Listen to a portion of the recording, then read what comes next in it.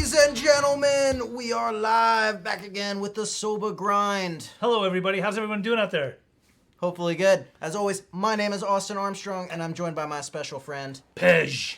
And depending where you're watching today or listening, we're going to have a little bit of fun. On the beginnings account, it should be perfectly normal. I believe we're in Malibu. If you're watching on Pej's account, we look like the Blues Brothers. That's right. So what's going on today? So today we're talking about a really important topic that affects so many and really isn't affected enough, and that's alcoholism, specifically in today's day and age. Yes. What makes an alcoholic? How do you know if you're an alcoholic? Okay, so let me loosen this up because I feel very... Okay, first of all, we'll get into that in a second. Yes. The reason why on my account right now we have this funny outfit going is because usually we try to use my laptop to stream it live to all of my audience, but for some reason it keeps on cutting out and getting all weird and everything. So today we thought we would have fun with it. We'd go live on a phone, so we're on Austin's cell phone. Alcoholism is not a laughing matter. Hold on. Okay, hold on. Let's just do this. Oh, this is so nice. Oh, we're hippies. Oh, yes. So we wanted to talk. So we wanted to get a good internet connection, and there's a green screen obviously behind us on this one. But we want to get into alcoholism. Obviously we talk about drug addiction. We talk about recovery. We talk about people getting well, people that are dying, the epidemic, the opioid epidemic, people on methamphetamines. As a matter of fact, last week we did. Yes. Pej shared an amazing, absolutely amazing story about his story of meth addiction. If you need to check it out, everybody check it out. I think Pej. Where is it? Pej Where can it be found? If you just do a YouTube search for what is meth like, you should be able to find it. What does meth feel like? And just type in the devil's dandruff or just devil's dandruff. Hi, Maneka. I saw that you left me a message. I'm gonna get back to you right after the show. But I hope you're doing well. How's that house that you got going up there in the valley? Where's everybody? Tell me. Type it in. Say hello. Say hello. Say hello to my little friend. So yes. When it comes to all these different people that are using drugs, we forget about one major drug. It can be seen as a drug. It's a substance. A lot of people use it. It can be bought everywhere. It's alcohol, king alcohol. Yes. And alcoholism, it's one of the biggest killers. There's a lot of people that have alcoholism. There's a lot of people that are alcoholic. And then there's some people that aren't truly alcoholic, depending on who's diagnosing them. So, right. Okay, so what's the first question that you want to ask me? Well, what is it? There's so many questions, but maybe what is the difference, if any, of today's alcoholic look like than one 20 or 30 years ago? Well, I think people, there's a lot of people that recreationally or casually drink alcohol in many different settings, depending on, a lot of people, they do it, for work functions, for banquets, for some people go out to drink in bars and clubs, in nightclubs. And then there's the problem drinker, the person who continually keeps drinking even after they go out. They want to keep going all night long into the next day. There are people who drink alone. There are people who drink in the morning. There are people who, look how big I look right there. There's people who don't drink. Where can we see what they're saying?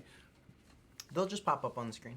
So it depends on the alcoholic. There's people that get a DUI because they were out with friends one night drinking. They had a few too many. Then they get pulled over. Are those people truly alcoholic? It's hard to say.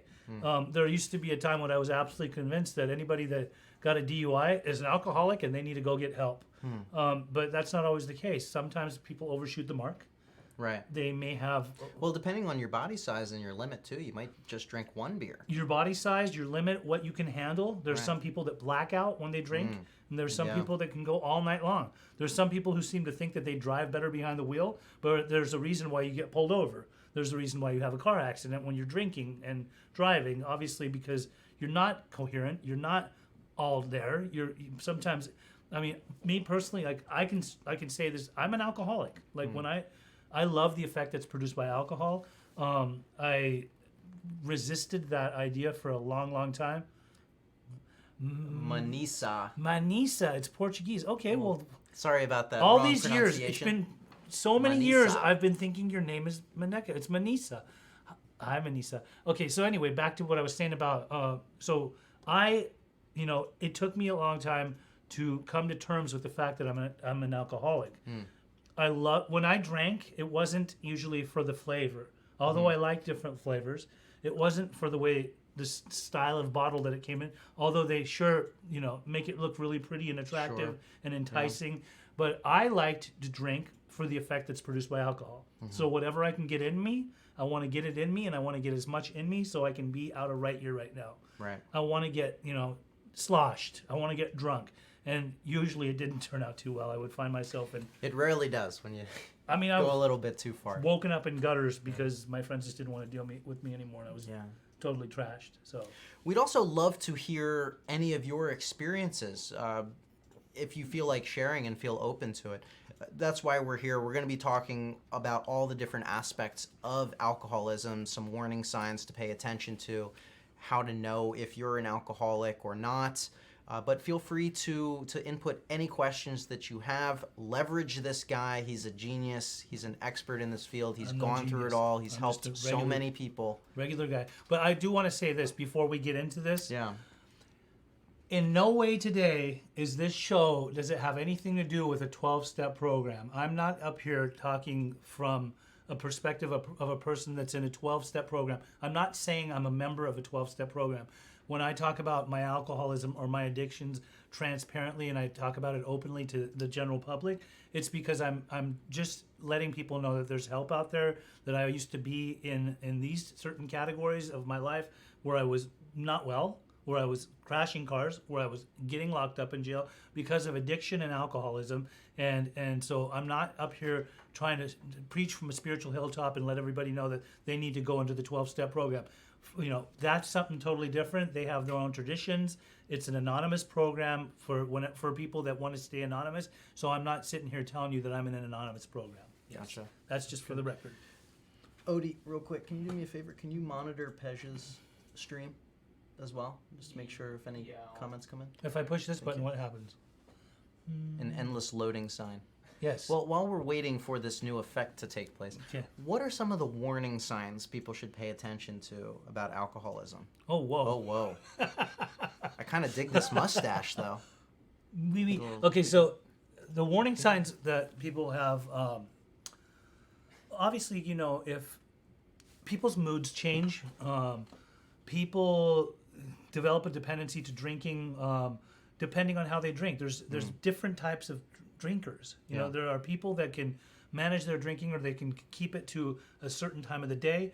Then there's people that take it in all parts of their day, to where sometimes it becomes such a problem for them that they can't even make it to work anymore. Or they end up staying home and drinking. So things Monique to look says, for. why can't you do this when I'm off work? Well, Monique, you can view it when you're off work. Yes. So there's, different types Rue of says, drinkers. Ola from Seattle. Hi, Rue. Hello. There's people that there's a lot of things to look for alcoholics. I mean, if you're living with one and you already know, you'll pretty much know when you're living with an alcoholic because they're pretty open about their drinking until it becomes a problem.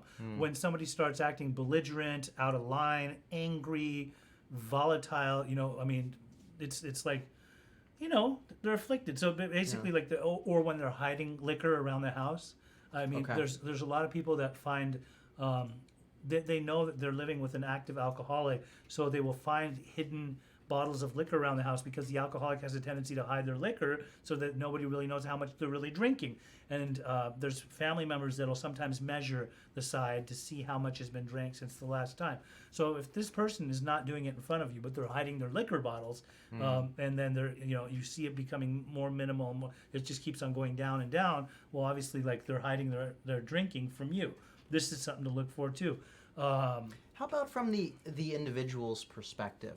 Maybe I'm drinking regularly. I don't necessarily think that I'm an alcoholic, but I'm still sneaking drinks from time to time, or I don't know, doing other things. Well, if anybody what are your some perspectives on a lot of things? Obviously, there's when I say there's different types, there are alcoholics or people that drink alcohol that will justify it. They'll think they're not so bad. They'll think I still function. I make a living. I do well for myself. You entirely, or if when drinking you have little control over the amount you take, you're probably an alcoholic. What's up, Paige? Hey, Rob. Hi, Rob. Such a good man. Truly a great man. Hi, Benita. Yeah, so it depends on the individual. So alcoholics will live in denial for the longest time. They'll convince themselves that they're not so bad, or they're not an alcoholic. And when you say, what does an alcoholic look like these days? A lot of people think that the alcoholic is the guy that has his alcohol or his flask wrapped up in a paper bag, and he's wearing a trench coat and he sleeps under a bridge. Yeah, there's so many stereotypes, like the rosy cheeks and all those. Right. You know. Which pure alcoholism. I mean, Yeah. if you really look at somebody who over drinks too much, they will have jaundice. They will have yellow Right. eyes. They will have rosy cheeks. They will be sweating profusely and things like that. But the average alcoholic these days, I mean, they come in different shapes and forms and sizes, just like an addict. You know,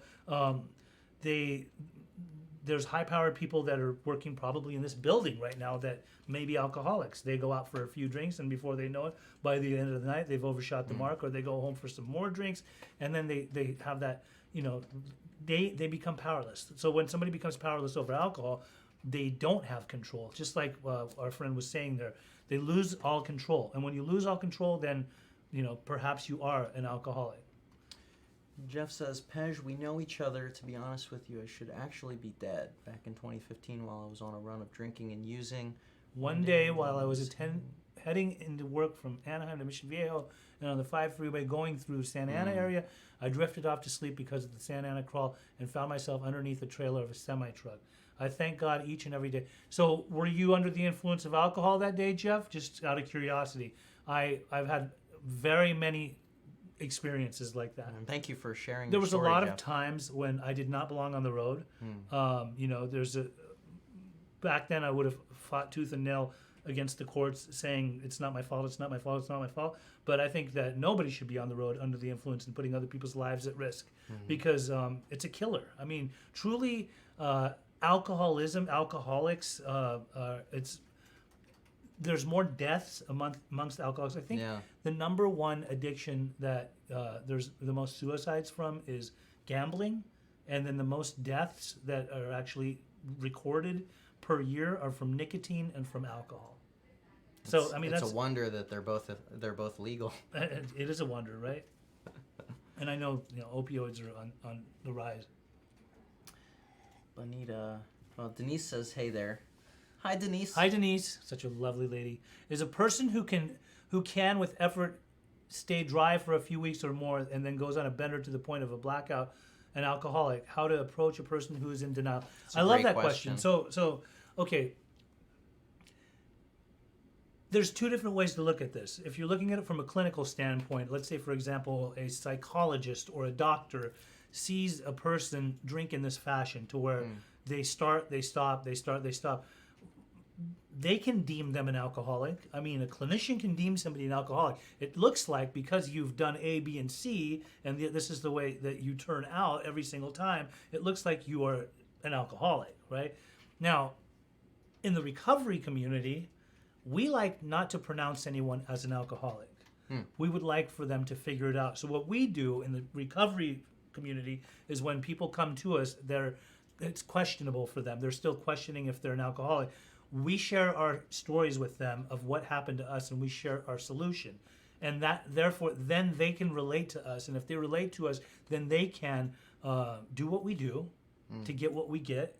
And that will definitely mean to abstain from all mind-altering substances, specifically alcohol. So if they can stay off the alcohol, not drink in between days and minutes and hours and all that, and they want to go on our path, then they can figure it out for themselves, and then they can tell themselves if they're an alcoholic. So basically, they diagnose themselves. Now, not to say, like what I was saying earlier, if a doctor tells you, hey man, looks like you have cirrhosis of the liver, you're pretty much, your kidneys are shutting down, you're bleeding internally or from different orifices of your body. Oof. Therefore, and that happens, okay, and that happens. These are the effects that you've caused harm to your body as a result of drinking excessive alcohol. So, I mean, is that reversible? Is it reversible? I mean, it's deadly, that's for sure. Sure. And if you continue after getting a diagnosis like that. Most definitely, if a person stops drinking, they're going to have much more chances of living Right. than dying. Now, do people drink themselves to death? Yes, they truly do. I mean, Unfortunately, yeah. your body will shut down at a certain point. It can take only so much. I've seen people with full-on alcohol poisoning. I don't know if you've ever seen the movie Leaving Las Vegas, but No, not yet. I know Nicolas Cage, Nicolas right? Cage, Yeah, love I him. haven't seen it yet. played the part watch it. perfectly. I mean, really, he was a full-blown alcoholic. I mean, you could. Oh, he was, plays crazy You so could well. practically smell the alcohol coming out of his pores just by watching the Wow. movie. He was that. Wow. He was a brilliant actor. Videos that you can smell. Okay, tuning in from North Virginia, sending my love and good vibes from across the country. What's up, Frank? Lucas. Hello. We're gonna have Frank Lucas on the show. Let's do it, that Frank. Guy's a Come stand-up on. guy. Frank, are you down to be on the show? Now, Alex, who's up in Michigan, good friend. Is there a difference between binge drinking and being an alcoholic? Great question. Again, that's a good question, and that's something that somebody has to ask themselves. You know, Yeah. I mean, Does frequency come into play there? well, when you say binge drinking, do you mean like doing it for a week and then stopping, and then doing it for another week and then stopping for a week or so? I mean, either way, you know, I think that anybody that drinks that way, they probably have their own stuff going on. So some people, alcohol is a depressant, right? So what are you drinking for? You're drinking because the effect of alcohol numbs you. You get to be more happy-go-lucky, more you feel better. Your spirits are lifted and raised. So what do? You know, you like to drink more because it gets you out of however you're feeling. Well, when you don't have the alcohol, how are you feeling then? Right? How are you feeling Right. then? So let's say you binge drink for a week because you just want to go on a bender and have fun, right? But all of a sudden you stop for a week because you want to convince yourself, like, I can stop. I'm not so bad. I'm not a full-blown alcoholic. I don't need it. So what happens in that? Let's say you go for 2 weeks without drinking. What's going through your mind? How are you feeling? Are you on edge? Do you wish you could have something to take the edge off? Are you angry? Are you mad? Are you volatile? Are you hostile? Are you going off on people? Are you yelling at people on the road? Are you yelling at people at work? Are you mad at your boss? You know, the alcoholic will often have a lot of different deep-rooted underlying problems and issues that they probably drink over. So when they're binge drinking, that's the great escape. You know, and that's why somebody will go for certain periods of time. Now, if you're just doing it because you just have fun, like let's say you're some college student, right? That, you know, you're in a frat or a sorority or something like that, and all your fraternity brothers are all drinking, and you guys just have a good time. Well, are you really an alcoholic? Everyone's taking a break between studying. Now, if it becomes a problem where you now are failing all of your classes and your binge drinking is now, your binges are full on, like weeks on end, there could be a problem there. That's for the person to determine. In my world, you determine it on your own. I'm not a doctor. I can't pronounce anyone an alcoholic, but I can definitely say to somebody that I may think, you know, this person, he sounds like he drinks the way I used to drink. Why don't I share my experience with him? I sit down with this person, I tell him my experience, and if it's relatable to him, then he can decide on his own, hey, you know what? I think there's a problem here. I think I relate to you too much. What are you doing now? Why are you sober? And then I can take him into my path. That's great. Before we continue, we're going to get into the resolutions and kind of what you can do to deal with and cope with some of these things. We have a ton of viewers right now. I want to thank everyone for tuning in. This is awesome. Hopefully this is incredibly helpful. We're trying to impact and save lives. That's essentially why we're doing this. If anyone's tuning in, please consider sharing this video or tagging a friend or someone so that we can positively impact more people. That's why we're doing what we're doing. Before we get into the resolutions of what people can do, I want to ask about mixing alcohol with other drugs and some of the side effects that can happen. So I know sometimes people will drink and smoke weed at the same time, or drink and do cocaine. Right. What are some of the common kind of mixing that you see, and what are some of the immediate as well as long-term repercussions of that? That's a great question. Rob says a person usually cannot come to grips with alcoholism until some negative life event brings either awareness on their part or intervention by friends and family. Don't wait until it's too late. Beautifully said. So, I mean, and that's going to be kind of what we talk about when we talk about the solution. Yeah. So, mixing alcohol with other drugs. So, this is a wonderful question. So I know from experience and what I've seen is when you do cocaine and alcohol, you're gonna go all night long. I mean, you can. It'll. What I've learned when I used to do cocaine mixed with alcohol is that one's a stimulant, one's a depressant. Right. So they're either going to work together or they're not going to work together. And usually cocaine and alcohol work together hand in hand. It's like those. You remember those Four Loko drinks? Right. They were crazy for a long time. People Right. were dying on those. Yeah. It was an energy drink with alcohol. It was just upper too and down. much, right? So, Crazy. but when it comes to mixing the two like alcohol and cocaine, so one would complement the other in my world. So basically, I got to stay up longer and get less drunk, but actually feel the feeling that's produced by alcohol expanded. It was Wow. it was in a more blissful sense, meaning that I could just keep going on and drink more and more, and I wasn't really going through the withdrawals of like coming down, right away or needing to rest, because I wanted to party longer. As far as other drugs, for example, ecstasy, nobody's gonna mix that with alcohol. It's like cats and dogs, night and day. It's nothing alike. And then a very dangerous drug to mix with alcohol is GHB, which we talked about that Right. gamma hydrobutyate, which it's deadly. You can definitely die. Like people have died on it.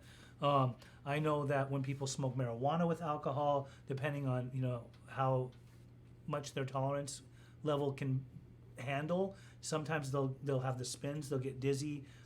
They don't really go in hand with each other. So Two downers, really. two downers, yeah, two depressants. Gotcha. Yeah. Any other? Oh, we got a long one, Frank. I'm an alcoholic to the core and be. Frank, were you just trying to call me a second ago? I saw a Maryland number, but I know you're in Virginia. I'm an alcoholic to the core of my being. I was described in court at 15 as a functioning alcoholic. Being able to function with a 2 BAC. I quit drinking when I was 18 and didn't drink for 7 years. From 18 to 25, I became addicted to any and all hard drugs. I got off the hard drugs at 25 and soon started drinking again. Once I started drinking again, all the hard drugs came back. One night I drove myself to the hospital to get a few stitches, and the doctor told me I had a 4 BAC, which is blood alcohol content. When I arrived, I went blacked out. I remember the whole night. The only response I had to the doctor was that I was an alcoholic. My only concern was that I wanted to leave because I still had vodka at the house. That doctor told me I had a good chance of dying before I turned 30 if I didn't stop. I got sober at 29 and I'll be celebrating 2 years of sobriety in 2 weeks. But I can never forget that I am an alcoholic to the core of my being. Thank you so much for sharing that Powerful. powerful story. Very, very And powerful. early congratulations on 2 years. Yes. No fronts, Frank. It's amazing.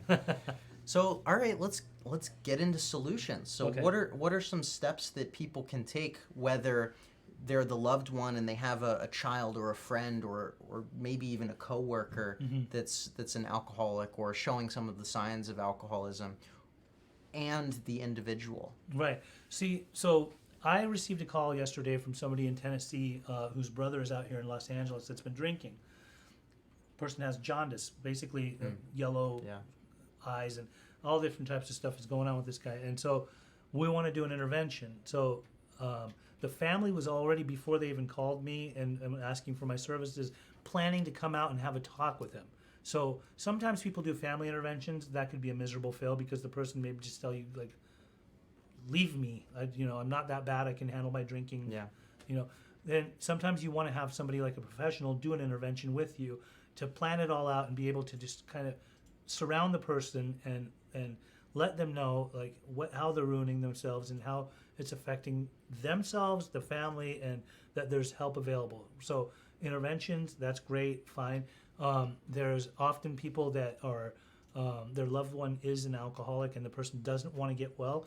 Well, what those people could do for themselves is to try to go towards the 12-step community where they have the Al-Anon meetings, and that's for them to try to find. They can always ask me, private message me. I would be happy to guide them in the right direction. But there is help out there, Yeah. Then there's also, codependent people who they'll Right. try to fix their alcoholic or their Sure. possible alcoholic within their house, and they, they could go to codependency meetings. They could learn about codependency and see what it is about them that's constantly trying to save their alcoholic or so-called alcoholic. And then there's psychological help. Sometimes you can want to seek help from a counselor or a therapist or psychologist that can actually help you deal with anything that's going on, the turmoil that's going on in your house, and see how you can work through that. That's great advice. Yeah. I think we covered. We have another comment from Vicky here. Correct. It's not talked about as much, but has gotten better over the years. When I came to AA 14 years ago, I know I had lost control of my drinking, but I didn't think I was an alcoholic. I thought alcoholics were people who lived in the streets with brown bags. Right. Exactly. I had a home and a family. I didn't know about the disease and how the way I drink was different than other people. I also did not know that when I went to my first meeting, they had all been through where I was at. They seemed to be all happy and joyous and free, and that was different to the way that I lived. When they started telling their stories, I started to catch on. I didn't know there was another way to live because I thought I just had to live like this. I believe the way we are educating people today is much more effective. We have come a long way, but we have a long way to go. We absolutely do. And what's really cool, when I was saying at the top of the program that I'm not doing this to say I'm a member of a 12-step association. So there is Alcoholics Anonymous. Yeah. And it is an anonymous program. But if you look it up and you don't know anything about it, the solution for the alcoholic lies within that program. It was started by Bill Wilson and Dr. Bob Smith, who, this was in 1938, I believe. They created this program due to the fact that there was a drug and alcohol hospital back then that any doctor that was experiencing pure alcoholics that were coming in could not help them. They thought that they were too far gone, or there was just no hope for them. And it talks about that in the book Alcoholics Anonymous. And so what had happened was these two men came together and they started a spiritual program, and they ended up taking it to another level. And now, millions of people have stayed sober through the same AA that she talks about going to. That there's a different way of life. There is a way out, as long as you're willing to give yourself, to that program. And it works for a lot of people. It saves a lot of lives. Sure does. Yeah. Well, we covered a ton of ground today. A lot of really helpful information here. You want to share some of the online resources? Yes. So, where people can find us, find more information? Okay, so The Sober Grind is a podcast which is found in many different platforms. It is on Google Play. It's on iTunes. It's on iHeartRadio. It's on Stitcher. It's on Spotify. It's now on Spotify. And it's brand new this week. Spotify. On Sober YouTube Grind's taken over. YouTube. We also have we have an Instagram page. We have an Instagram. We have a Facebook page. So just type in Sober Grind, or you can just click on the there's a little clicker right there. You can push that. Give us a review. Let us know how we're doing. If you want to be on the show, let us know. We will take you in. We'll have you on for a testimonial. If you're in recovery, you have a few years of sobriety, and you want to talk about yourself, 3 to 5 minutes, we would love to interview you. Also, Ask an Addiction Specialist. Yes. That is a Facebook page that's affiliated with us. And you can ask any kind of questions that you have there. If you have a friend that's suffering, a loved one that's suffering, or you're suffering, or you'd like some tips, we have professionals that are readily available that can answer your questions, or people in the recovery community that have been sober for a while that can give their input and feedback. Yeah. We're also looking for topic suggestions and ways to improve this program. So if there's something you'd really like to hear us talk about or address, or something we should do differently or better, please let us know. Either private message either of us. You can write a comment in this, or you can send us an email at either Austin or Pej at beginningstreatment.com. Anything else you want to discuss today? We've done a lot today, and we got the green screen behind us. Yes. Here, hold on real quick. Let's go out on turban mustaches. Woo! I'm not going to do that. I hope you guys all have a lovely rest of your day. And we have one more final question. Let's get into it. Hold on. Jeff has a question. What is it? Pej, can you give me some advice and help? Not for myself. It is for my family member. Me and him had a discussion over Messenger a couple weeks back. We brought up the question of whether or not I thought he had a drinking problem. I asked him if he's drinking on a daily basis, if he drinks more on his times off from work, and is affecting what he does.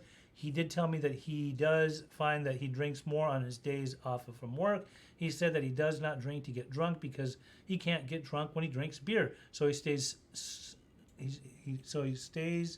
to beer, and he doesn't like the taste of hard alcohol.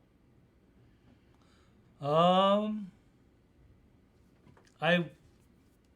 would just share my experience with him. Because if he's able to maintain, maybe he's not an alcoholic. Unless he's saying that there's a problem, unless it's affecting him in his life. And then that's up to him to decide. But thank you for the question. And I think we're going to sign out. All right. Ladies and gentlemen, thank you again for tuning in to another episode of Sober Grind. Is your Samsung not We'll working see there? you soon. Hey. It always works. Woo! That's good. Yeah. You That's see a how good much one. people were interested?